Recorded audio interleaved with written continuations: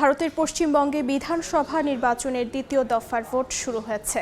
স্থানীয় সময় বুধবার সকাল 7টা থেকেই ভোটারদের দীর্ঘ লাইন দেখা যাচ্ছে। এবারের ভোটে মুখ্যমন্ত্রী মমতা বন্দ্যোপাধ্যায়, বিরোধী দলনেতা শুভেন্দু অধিকারী সহ 2 ডজনের বেশি হেভিওয়েট প্রার্থীর ভাগ্য নির্ধারণ হবে।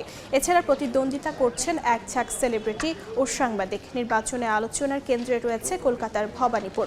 এই এলাকায় নির্বাচনী প্রচারে সক্রিয়ভাবে অংশ নিয়েছেন প্রধানমন্ত্রী নরেন্দ্র মোদী, স্বরাষ্ট্রমন্ত্রী অমিত শাহ থেকে শুরু করে শীর্ষ নেতারা। দ্বিতীয় ও শেষ দফার ভোটে 142টি আসনে 3,21,00,000 ভোটার তাদের ভোটাধিকার প্রয়োগ করবেন। ফলাফল প্রকাশ করা হবে 4 মে। ভারতের পশ্চিমবঙ্গের বিধানসভা নির্বাচনের দ্বিতীয় দফার ভোট গ্রহণ দিয়ে বিস্তারিত জানাতে এই মুহূর্তে কলকাতায় আছেন সহকর্মী সুব্রত আচার্য। যাচ্ছি তার কাছে। ভোট যে হচ্ছে সে 1.5 ঘন্টা সময় অতিক্রম করেছে।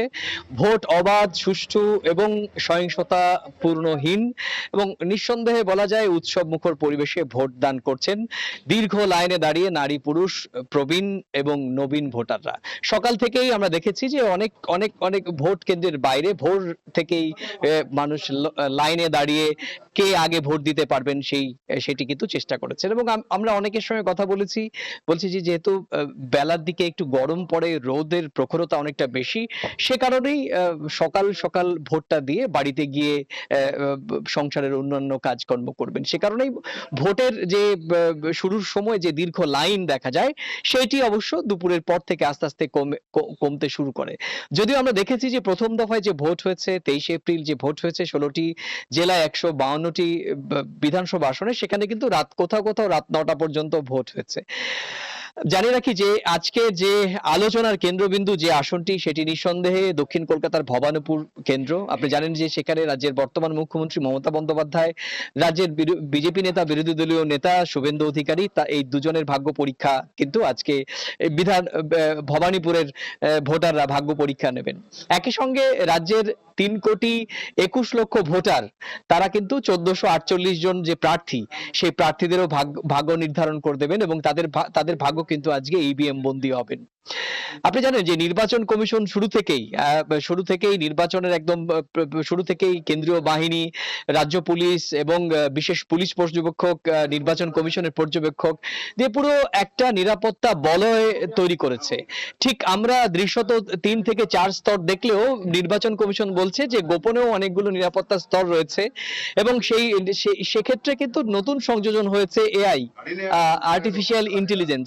সেটি কি রকম ভাবে হচ্ছে? আপনি জানেন যে নির্বাচন কমিশন তাদের নিজস্ব কিছু গাড়ি এবং কিছু ব্যক্তিগত গাড়ির উপরও নজরদারি ক্যামেরা রেখেছে এবং প্রত্যেকটি ভোট কেন্দ্রের ভেতরে বাইরে পুরোপুরি সিসিটিভি ক্যামেরায় শুধুমাত্র ভিডিও ধারণ হচ্ছে না, কোথাও যদি একটু অস্বাভাবিক শব্দ শোনা যাচ্ছে সেই শব্দের পরে কিন্তু সেই অ্যালার্ট বেজে যাচ্ছে কন্ট্রোল রুম, যেখান থেকে নির্বাচন কমিশন পর্যবেক্ষণ করছেন গোটা এই যে 7টি জেলার 142টি আসনের ভোট চিত্র। এবং কোথাও যদি কোনো সন্দেহ হচ্ছে, কিউআরটি টিম অর্থাৎ কুইক রেসপন্স টিম তারা কিন্তু দ্রুত ঘটনাস্থলে পৌঁছে যাচ্ছেন বা যাবেন। আকাশে নজরদারি রয়েছে, ড্রোন ক্যামেরার নজরদারি রয়েছে এবং সামগ্রিকভাবে কেন্দ্রীয় বাহিনী সদস্যরা, আমার পেছনে আমরা দেখতে পাচ্ছি যে কেন্দ্রীয় বাহিনীর সদস্যরা কিন্তু সশস্ত্র অবস্থায় লাইনে দাঁড়িয়ে রয়েছেন এবং ভোটাররা যাতে নিরাপদে নির্বিঘ্নে ভোট দিতে পারেন সেটি করছেন।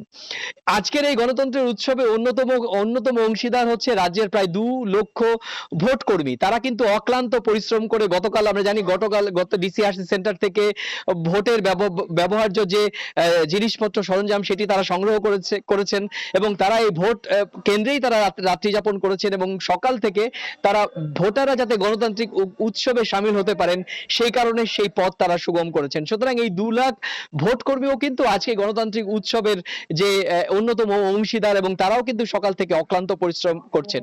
তবে আমরা দেখেছি যে গতকাল রাতে উত্তর এবং দক্ষিণ 24 পরগনার বেশ কিছু জায়গা থেকে ছোটখাটো ভোট কেন্দ্রিক সহিংসতার খবর আসছে এবং নির্বাচন কমিশন সেই সমস্ত অভিযোগ খতিয়ে দেখছে। এখনো পর্যন্ত 1.5 ঘন্টায় ঠিক কত সংখ্যক ভোট পড়েছে সেটি এখনো পর্যন্ত নির্বাচন কমিশন প্রকাশ করেনি। আপনি জানেন যে প্রথম 2 ঘন্টা এবং পরে 5 ঘন্টা, তারপর 6 ঘন্টা, এইরকম হিসেবে নির্বাচন কমিশন ঠিক কত সংখ্যক ভোট পড়ে সেটা গণমাধ্যমকে জানায়। তবে নির্বাচন কমিশনের আশায়, যেটা গতকাল রাজ্যের মুখ্য নির্বাচন কমিশন মনোজ কুমার আগরওয়াল বলেছেন যে প্রথম দফা নির্বাচনের থেকেও হয়তো দ্বিতীয় দফা এবং শেষ দফা নির্বাচনে গণতান্ত্রিক অধিকার প্রয়োগের উৎসবে রাজ্যের সাধারণ ভোটাররা সামিল হবেন। আপনি জানেন যে প্রথম দফায় যে ভোট হয়েছে 23শে এপ্রিল, সেখানে প্রায় 93% ভোট তারা ভোট দিয়েছেন এবং কোন কোন ভোট কেন্দ্রে প্রায় 100% ভোট দানের ঘটনাও কিন্তু ঘটেছে, যেটি পশ্চিমবঙ্গের নির্বাচনী ইতিহাসে বিরলতম ঘটনা। প্রধানমন্ত্রী নরেন্দ্র মোদী সকালবেলায় সামাজিক যোগাযোগ মাধ্যমে ভোট দেওয়ার জন্য রাজ্যের এই 7টি জেলার 142টি আসনের 3,21 লক্ষ ভোটারকে আহ্বান জানিয়েছেন। তো সব মিলিয়ে ভোট এখনো পর্যন্ত শান্তিপূর্ণভাবে এগোচ্ছে এবং দিন যত এগোবে, অর্থাৎ বেলা যত বাড়বে, ভোটের লাইন তত দীর্ঘ হবে, এমনটাই মনে করছেন ভোটের সঙ্গে জড়িত সংশ্লিষ্টরা। তো এই ছিল আমার কাছে ভারতের অত্যন্ত গুরুত্বপূর্ণ পশ্চিমবঙ্গ রাজ্যের বিধানসভা নির্বাচনের দ্বিতীয় অর্থাৎ শেষ দফার ভোটের প্রথম 1.5 ঘন্টার আমার কাছে থাকা সবশেষ তথ্য। ভারতের কলকাতা থেকে বিধানসভা নির্বাচনের খবর জানাচ্ছিলেন সহকর্মী সুব্রত আচার্য।